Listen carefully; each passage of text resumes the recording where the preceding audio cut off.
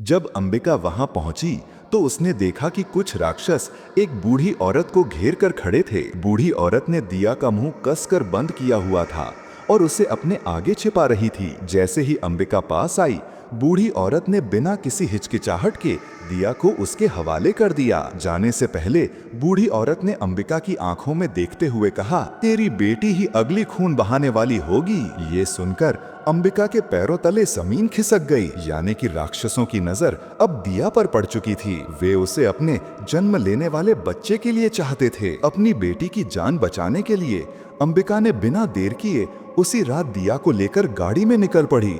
रात का सन्नाटा था, रास्ता सुनसान और डर से भरा हुआ, लेकिन राक्षस पहले से ही उनका पीछा कर रहे थे। वो इतनी आसानी से उन्हें जाने नहीं देने वाले थे। जब अंबिका गाड़ी लेकर जंगल से गुजर रही थी, अचानक उसे महसूस हुआ पीछे कोई बहुत बड़ा साया उनका पीछा कर रहा है। जंगल की अंधेरी झाड़ियों में बाकी छोटे राक्षस भी पहले से छिपे बैठे थे। अंबिका बस गाड़ी चलाने में ध्यान दे रही थी। उसे ये एहसास ही नहीं था कि खतरा चारों तरफ मंडरा रहा है। अचानक एक राक्षस गाड़ी पर कूद पड़ा और उसके तुरंत बाद बाकी राक्षसों ने भी हमला कर दिया। राक्षसों के लगातार हमलों से गाड़ी का शीशा चटकने लगा। हर तरफ से झटके और धमाके हो रहे थे।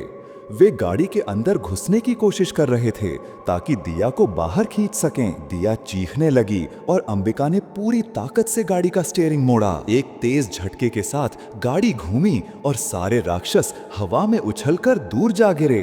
उस पल अंबिका ने चैन की सांस ली, लेकिन उसे पता नहीं था कि असली डर तो अभी शुरू हुआ है।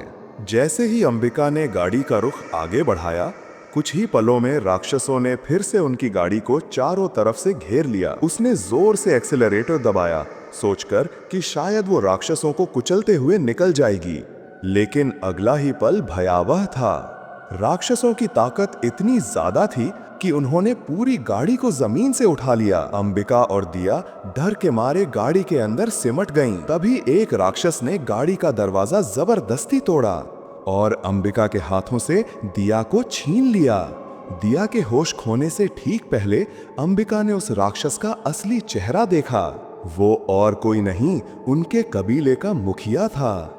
असल में इतने सालों से वो इंसान बनकर रह रहा था, सिर्फ इस दिन का इंतजार करते हुए जब अंबिका अपनी बेटी को लेकर वापस लौटेगी। अंबिका के पिता और उसके पति की मौत भी उसी राक्षस मुखिया की साजिश थी। जब अंबिका दोबारा होश में आई, वो खुद को एक टूटी फूटी झोपड़ी में पाई। उसके पास बैठी थी वही बूढ़ी औरत जिसे उसने पहले देखा था। अंबिका घबरा कर उठ बैठी, लेकिन बूढ़ी औरत ने धीरे से कहा, डर मत, मैं तुम्हारी दुश्मन नहीं हूँ। फिर उसने सच बताया। असल में वो बूढ़ी औरत कोई साधारण इंसान नहीं थी, बल्कि 40 साल पहले की पुरानी पुजारिन थी। उसने बताया कि जब वो उस छोटी बच्ची की बलि देने जा रही थी, तभी उसे होश आ गया कि ये सब गलत है। उसे एहसास हुआ कि देवी किसी बलि की नहीं, बल्कि सच्चे दिल की भक्ति की मांग करती हैं। इसलिए उसने बलि देने से इनकार कर दिया। लेकिन उस वक्त का नौजवान मुखिया जिद्दी था। उसने उसकी बात नहीं मानी और जब पुजारिन ने उसे रोकने की कोशिश की तो उसने उस पर हमला किया, जिसके बाद गांव वालों ने उसे गांव से निकाल दिया। आज इतने सालों बाद वही बूढ़ी पुजारिन अंबिका की आखिरी उम्मीद बनकर उसके सामने खड़ी थी। उसी रात गांव का मुखिया राक्षसों के निशाने पर आ गया। असल में सालों पहले जिस लड़की की उसने बलि दी थी, उसे पहले ही राक्षसों ने चुन लिया था। वो लड़की अब पूरी तरह राक्षसों के नियंत्रण में थी और स्वेच्छा से उनके लिए काम कर रही थी। मुखिया का असली चेहरा अब सबके सामने था। वो इंसान नहीं, बल्कि खुद राक्षसों का पुजारी बन चुका था। उसका गुरु, जो पहले एक बलिदान पुरोहित था, अब राक्षसों का साक्षात सेवक बन गया था। बूढ़ी पुजारिन ने अंबिका को बताया, आज रात राक्षस दिया को अपना बना लेंगे। वो चाहते हैं कि दिया उनके रक्त से नई पीढ़ी को जन्म दें। दिया को बचाने का एक ही रास्ता था, काली देवी की शक्ति को जगाना। पर इसके लिए जरूरी था कि कोई सच्चा भक्त देवी का पुजारी बनकर उनकी शक्ति को धारण करे। बूढ़ी पुजारिन ने कहा, मैं अब बूढ़ी हो चुकी हूँ, लेकिन तुम अंबिका, तुम देवी की सच्ची साधिका बन सकती हो। अंबिका ने बिना झिझक हामी भर दी। जैसे ही उसने देवी का नाम लिया, उसके शरीर में अद्भुत ऊर्जा भर गई। उसकी आंखें चमकने लगी और उसके आसपास एक दिव्य आभा फैल गई। लेकिन तभी गांव के चारों तरफ से राक्षसों ने हमला कर दिया।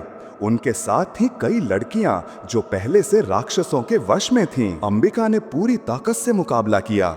उसे देवी की शक्ति तो मिल गई थी, पर वो अभी उसे पूरी तरह नियंत्रित नहीं कर पा रही थी। राक्षसों ने उसे चारों ओर से घेर लिया और धीरे धीरे वो हारने लगी। तभी एक चमत्कार हुआ। अंबिका ने महसूस किया कि उसमें एक अनोखी शक्ति है, राक्षसी ऊर्जा को शुद्ध करने की ताकत। उसने अपनी पूरी इच्छा शक्ति से उन सभी लड़कियों की आत्माओं को राक्षसी बंधन से मुक्त कर दिया। राक्षस चीखने लगे, उनकी शक्ति कमजोर पड़ने लगी और अंबिका ने दृढ़ नजर से कहा, अब ये भूमि फिर से देवी के नाम पर पवित्र होगी। अंबिका ने जिन लड़कियों को राक्षसों के काबू से छुड़ाया था, उनसे तो वो किसी तरह निपट गई। लेकिन जब सामने आया गांव का मुखिया, जो अब पूरी तरह राक्षस बन चुका था, तो अंबिका बिल्कुल असहाय महसूस करने लगी। वो अब इंसान नहीं था। उसकी आंखें जलती अंगारों जैसी थीं, चेहरा विकृत और शरीर से काली धुआं उठ रही थी। अंबिका ने पूरी ताकत से हमला किया, पर उसकी शक्ति उस राक्षस के सामने कुछ भी नहीं थी। हर वार के साथ वो पीछे गिरती गई, लेकिन हर बार उठकर फिर से खड़ी हो जाती, क्योंकि उसके दिल में एक ही सोच थी, मुझे अपनी बेटी को बचाना है। राक्षस ने जमीन पर जोर से पैर पटका और तभी पेड़ों की शाखाएं जिंदा होकर हिलने लगीं। वो शाखाएं मानो राक्षस की बाहें बन गईं, जो तेजी से अंबिका के चारों ओर लिपट गईं। वो उन्हें छुड़ाने की कोशिश करती रही, पर धीरे धीरे वो जमीन पर गिर पड़ी। राक्षस ने ठंडी हंसी हंसी, अब कोई तुम्हें नहीं बचा सकता। वो अपनी भयानक योजना को अंजाम देने वाला था, लेकिन उसने एक बात पर ध्यान नहीं दिया। अंबिका की हथेली से एक बूंद खून जमीन पर गिर चुकी थी। वो खून धीरे धीरे धरती में समा गया और कुछ ही पलों बाद धरती कांपने लगी। हवा में देवी मंत्रों की गूंज सुनाई देने लगी। राक्षस घबरा गया। अचानक एक तेज प्रकाश फैल गया और उसी रोशनी से अंबिका का शरीर ऊपर उठने लगा। वो अब इंसान नहीं लग रही थी। उसका चेहरा शांत लेकिन शक्तिशाली था। आंखों में चमक और पूरे शरीर से दिव्य आभा निकल रही थी। वो अब काली देवी का अवतार बन चुकी थी। उसने हवा में तैरते हुए राक्षस की ओर देखा और ठंडे स्वर में कहा, अब तेरे अंत का समय आ गया है। इसके साथ ही दोनों के बीच एक बार फिर भयंकर युद्ध छिड़ गया। धरती कांप उठी, आकाश लाल हो गया और अच्छाई और बुराई की आखिरी लड़ाई शुरू हो चुकी थी। लेकिन अब की अंबिका पहले जैसी नहीं थी। वो अब देवी की शक्ति का साक्षात रूप बन चुकी थी। उसके चारों ओर बिजली सी ऊर्जा घूम रही थी, आंखों में अग्नि थी और कदमों के नीचे जमीन कांप रही थी। राक्षस ने पूरी ताकत से वार किया, लेकिन अब उसके हर हमले अंबिका के सामने बेअसर थे। अंबिका ने बिना किसी डर के आगे बढ़कर अपने दोनों हाथों से उसे जमीन पर पटक दिया। राक्षस दर्द से चीख उठा।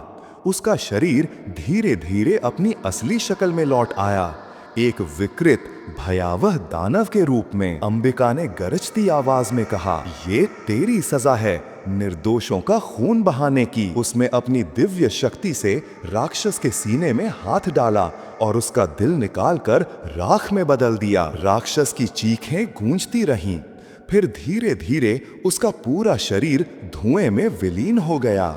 जैसे ही वो मरा, उसके नियंत्रण में रही सभी लड़कियां एक एक करके होश में आने लगीं। उनकी आंखों से राक्षसी परछाई गायब हो गई और हवा में एक हल्की शांत रोशनी फैल गई। अंबिका ने अपनी बेटी दिया को बाहों में उठाया। वो अब सुरक्षित थी, डरी हुई मगर जिंदा। आसमान में बिजली चमकी और उसी के साथ देवी की आवाज गूंजी, जहां माँ की ममता है वहां किसी बुराई की जगह नहीं। अंबिका की आंखों से आंसू बह निकले। लड़ाई खत्म हो चुकी थी, राक्षस मारा गया था और उसकी बेटी आखिरकार बच गई थी।